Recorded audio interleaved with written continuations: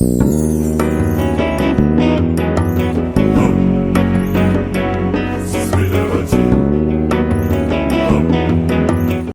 dans le Seigneur, nous sommes heureux de nous retrouver encore dans notre dernier service de la semaine pour ce mois de juillet, le mois où la fortune financière est mon héritage en Christ, la prophétie du mois que nous avons eu par notre papa dans la foi.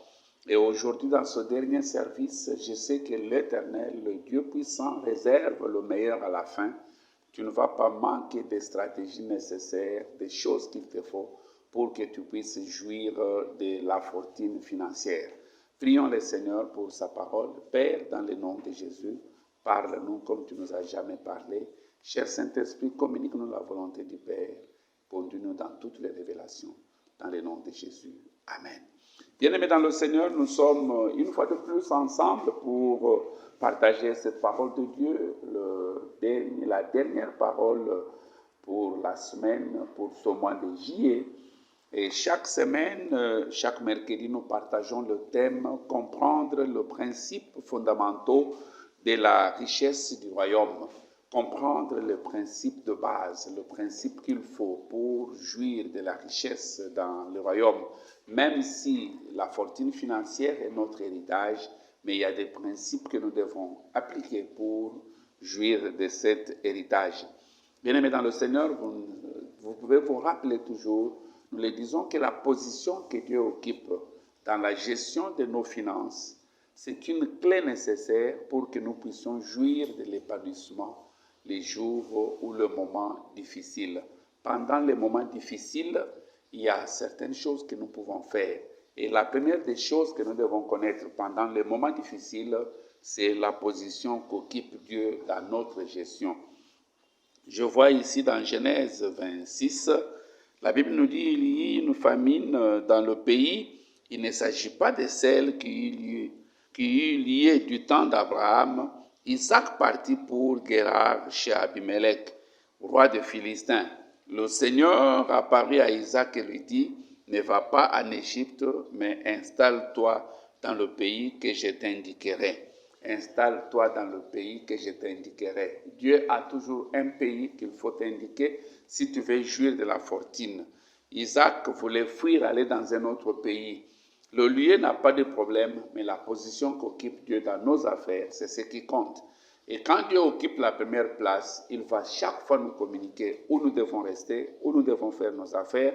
Il nous donnera sa direction et par sa direction, nous deviendrons très riches. Ici, Isaac reste et quand vous regardez au verset 12 jusqu'au verset 14, la Bible me dit Isaac s'aima dans le pays. Il est resté dans le pays que Dieu lui a indiqué. Il a demandé à Dieu ce qu'il devait faire dans ce pays-là et Dieu lui a dit de s'aimer.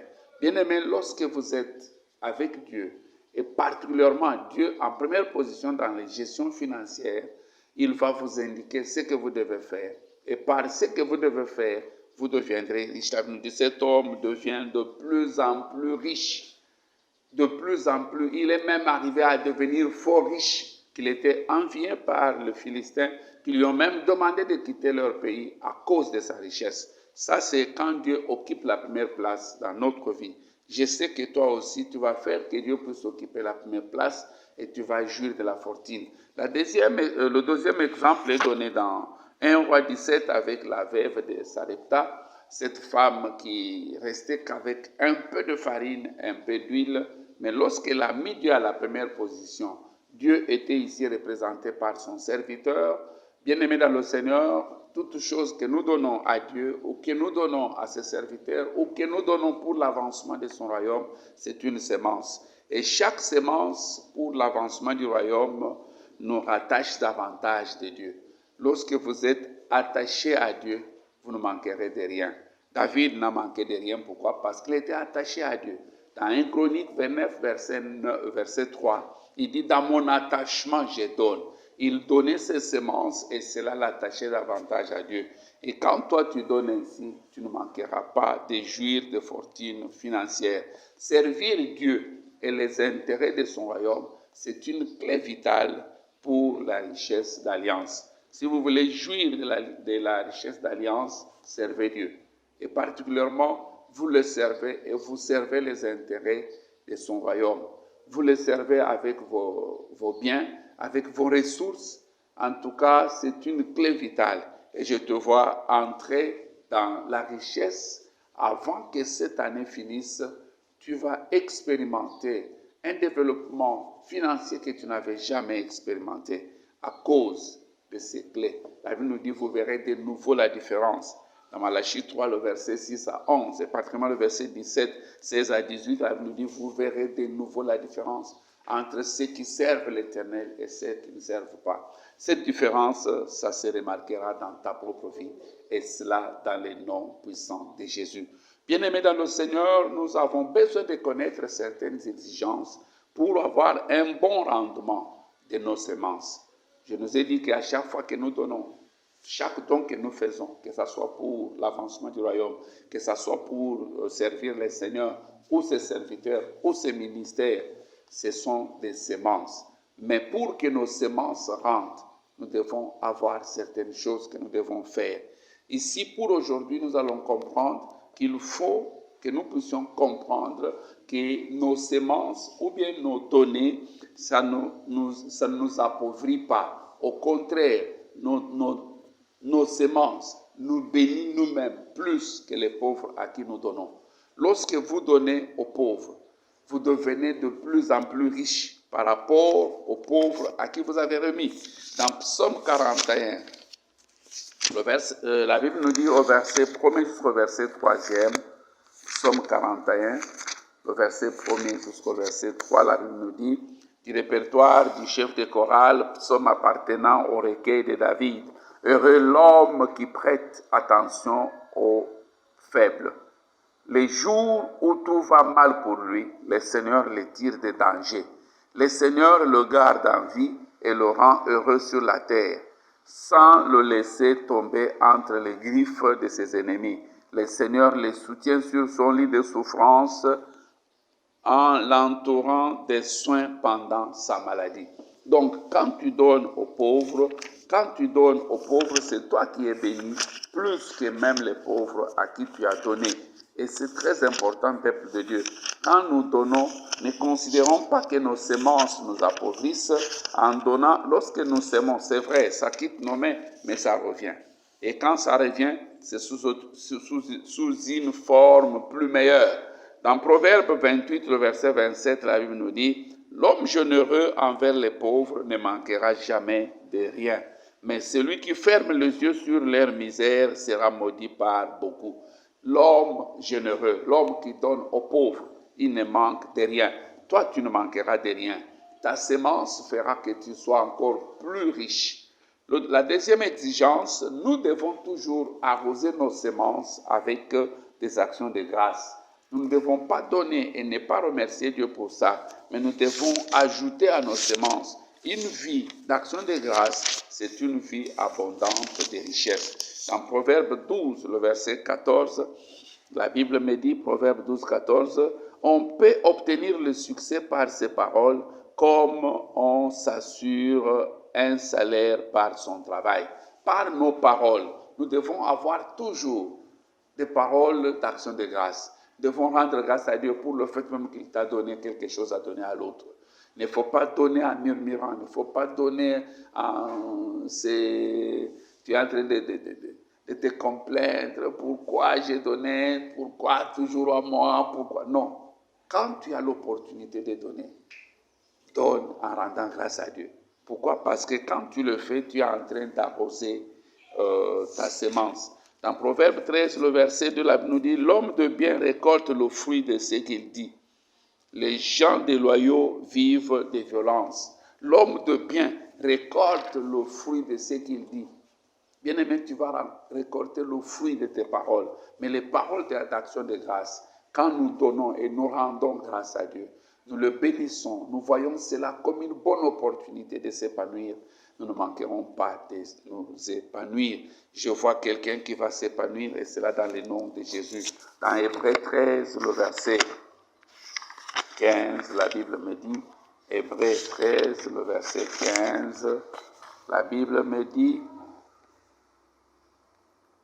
par Jésus, présentons sans cesse à Dieu notre louange comme sacrifice, c'est-à-dire l'offrande sortant des lèvres qui célèbre son nom. L'offrande sortant des lèvres qui célèbre son nom. Bien-aimé dans le Seigneur, lorsque tu tires attention à ces choses, tu vas alors jouir de la fortune financière. Laissez-moi nous faire remarquer que nous devons faire attention aux ennemis de la richesse d'alliance. C'est vrai, dans l'alliance, il y a la richesse, mais pourquoi tout enfant d'alliance n'est pas riche? Parce qu'il n'a pas tenu compte des ennemis de cette richesse. Et aujourd'hui, nous avons des ennemis. Le premier ennemi, c'est manque d'intérêt à aider les nécessités. Lorsque nous n'avons pas intérêt à aider les nécessités, nous tombons dans le piège du diable. Nous l'avons lu dans Proverbe 28, le verset 27, bien-aimé. Nous l'avons lu, nous pouvons toujours le lire. La Bible nous dit, l'homme généreux envers les pauvres ne manquera jamais de rien. Mais celui qui ferme les yeux sur leur misère sera maudit par beaucoup. Toi, tu ne vas pas fermer tes yeux. Quand tu verras quelqu'un qui est dans le besoin, qui est une nécessité, qui a besoin de quelque chose et que toi, tu en as, donne. La Bible nous dit, pourquoi tu diras à ton frère, va et reviens demain quand tu as de quoi lui donner. Aujourd'hui, bien-aimés dans le Seigneur, lorsque nous sommes généreux, nous ne manquerons pas d'être bénis. Mais lorsque nous sommes égoïstes, lorsque nous fermons nos yeux au malheur des autres, la Bible nous dit que nous serons maudits par beaucoup. Toi, tu ne seras pas maudit dans le nom de Jésus. Dans Matthieu 25, le verset 31 jusqu'au verset 40, la Bible nous dit, Matthieu 25, 31, 40, quand le Fils de l'homme viendra dans sa gloire, avec tous les anges, il siégera sur son trône royal. Tout le peuple de la terre seront assemblés devant lui et il séparera les gens les uns des autres, comme le berger sépare les moutons des chèvres. Il placera les moutons à sa droite et les chèvres à sa gauche. Alors le roi dira à ceux qui seront à sa droite, venez, vous qui êtes bénis par mon Père, et recevez le royaume qui a été préparé pour vous depuis la création du monde. Car j'ai eu faim, et vous m'avez donné à manger. J'ai eu soif, et vous m'avez donné à boire. J'étais étranger, et vous m'avez accueilli chez vous. J'étais nu, et vous m'avez habillé. J'étais malade, et vous avez pris soin de moi. J'étais en prison, et vous êtes venus me voir. Ceux qui ont fait la volonté de Dieu lui répondront alors, Seigneur, quand avons-nous vu nu, affamé, assoiffé, et nous t'avons donné à manger, à boire et les habits? Quand avons-nous vu étranger et nous t'avons accueilli chez nous? Ou nu et t'avons-nous habillé? Quand avons-nous vu malade et ou en prison et sommes-nous allés te voir? Le roi leur répondra, je vous le déclare, c'est la vérité. Toutes les fois que vous l'avez fait à l'un de ceux plus petits de mes frères, c'est à moi que vous l'avez fait. Ensuite, le roi dira à ceux qui seront à sa gauche, allez, vous en loin de moi, maudits, allez dans le feu éternel qui a été préparé pour le diable et ses anges. Ça ne serait pas ton témoignage. Le maître a donné la catégorie des gens que nous devons aider. Il dit, vous m'avez vu nu, vous m'avez vu malade, vous m'avez vu en prison. Ça sont des choses que tu dois faire, bien-aimé, si tu veux jouir de la fortune financière. Attention aussi à l'attitude nonchalante face aux opportunités de la promotion du royaume. Bien-aimé, toutes les promotions du royaume viennent comme des opportunités. Et il y a des gens qui sont négligents. Quand vous arrivez dans votre temple, et particulièrement dès que nous allons commencer ici les 16, veuillez voir qu'est-ce qui manque, que vous devez vous occuper. Ce sont des opportunités. Tous les projets qui sont annoncés dans l'église, c'est une opportunité. Les projets d'aller voir le malade, les projets d'aller consoler les orphelins, les projets d'aller en prison, annoncer la bonne nouvelle, en leur apportant les habits, la nourriture, les projets d'intervenir dans des provinces où il y a eu des calamités naturelles. Bien aimé, tout ça, ce sont des opportunités pour s'enrichir. Mais il y a beaucoup qui sont négligents par rapport à cela. Bien aimé dans le Seigneur, je crois que nous avons été bénis par ce message et que nous allons nous appliquer. Je voudrais que nous puissions prier pour avoir la grâce de ne pas être nonchalants. vis-à-vis des opportunités de l'avancement du royaume, la grâce de manquer, de ne pas manquer l'intérêt à aider les nécessités, la grâce de comprendre que donner aux pauvres nous enrichit et non pas enrichir les pauvres, la grâce d'apposer nos semences avec les actions de grâce. Élevons-nous vers là où nous sommes, élevons-nous et prions. Père, dans le nom de Jésus, nous te disons merci pour cette grâce. La grâce que tu nous offres, ô Dieu, de devenir riche en pratiquant tes principes. Merci parce que tes principes sont légers, ils sont doux, ils sont faciles à porter. Papa, nous te disons merci pour tout un chacun de nous qui a eu à écouter cette parole et particulièrement à celui qui a pris l'engagement de pratiquer la parole. Parce que nous sommes heureux, non seulement lorsque nous écoutons, mais lorsque nous pratiquons. Merci Père, dans le nom de Jésus. Amen. Bien-aimés dans le Seigneur, vous êtes vraiment bénis.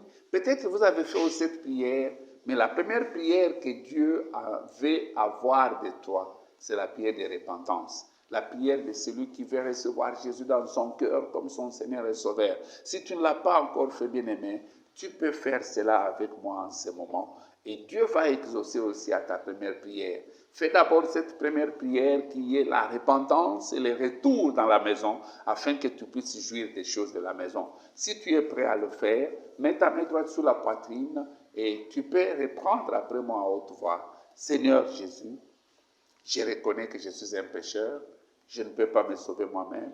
J'ai entendu ta parole, j'ouvre mon cœur, entre dans mon cœur, sois mon Seigneur et Sauveur personnel.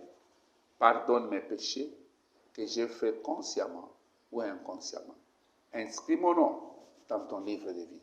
Aujourd'hui, je crois de tout mon cœur et je confesse de ma bouche que tu es le Fils de Dieu, tu es mort pour mes péchés, tu es ressuscité pour me justifier. Aujourd'hui, je suis justifié, mes péchés sont pardonnés, je suis né de nouveau, je suis enfant de Dieu, au nom de Jésus. Amen. Bien-aimé dans le Seigneur, tu es maintenant un enfant de Dieu. Tout enfant a besoin de la nourriture pour grandir. Bien-aimé, tu peux aussi grandir en localisant une église où Jésus est prêché en vérité en esprit, si tu n'es pas dans la ville de Kinshasa, ou si tu es tellement loin de là où nous sommes, et aller dans cette église pour ta croissance. Mais si tu es dans la ville, et particulièrement, tu peux nous atteindre ici, dans la commune de Mongafula, sur la route de Matadi au numéro 6, juste au niveau des triangles des cités vertes, en face des pompes d'essence de Gênes, tu seras la bienvenue. Bien-aimé, ce dimanche, nous avons nos deux services. Le premier service, le dimanche après confinement plutôt, nous avons nos deux services. Le premier service à 7h et le second service à 9h30. Chaque mercredi, comme aujourd'hui, nous avons le culte d'enseignement avec la Sainte Seine. Nous sommes à jeun. Parce que ceux qui s'attendent à l'Éternel, ils renouvellent leurs forces. Chaque mardi, nous avons la montagne de prière. Nous venons prier pour que Dieu puisse répondre à nos prières. Et chaque lundi, pour vous qui venez de recevoir Jésus comme Seigneur et Sauveur, et vous, nos nouveaux venus, nous vous attendons chaque lundi à 16h30 pour la classe fondamentale. Le mercredi, c'est à 17h. Le mardi aussi, c'est à 17h. Que le Seigneur vous bénisse. On se retrouve la semaine prochaine sur la même chaîne.